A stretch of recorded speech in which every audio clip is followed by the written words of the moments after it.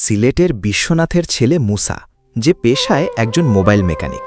সারা দিন দোকানের খিটখিটে কাস্টমার আর ডেড মোবাইল সারিয়ে তার দিন কাটে। কিন্তু একদিন রাতে তার সাথে যা ঘটল তা আজও তার কাছে এক অদ্ভুত ভয়ঙ্কর ফানি স্মৃতি হয়ে আছে। ঘটনাটি ঘটেছিল এক বর্ষণ মুখর রাতে।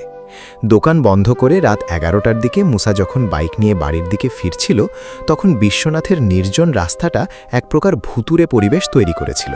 চারদিকে কুয়াশা আর ঝিঝি পোকার ডাক।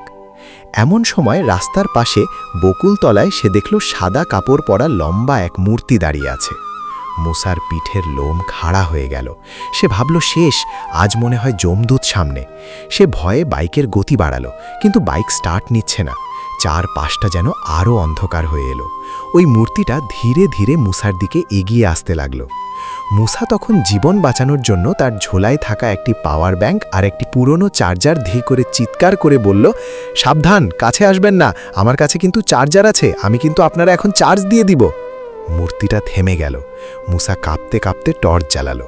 টর্চের আলো পড়তেই দেখল আসলে কোনো ভূত নেই। পাশের গ্রামের তোরাব চাচা সাদা লুঙ্গি মাথায় দিয়ে বৃষ্টি থেকে বাঁচতে চাদর মুড়ি দিয়ে দাঁড়িয়েছিলেন। মুসাকে ওই অবস্থায় দেখে চাচা নিজেই ভয় পেয়ে চাদর ফেলে দৌড় লাগিয়েছেন।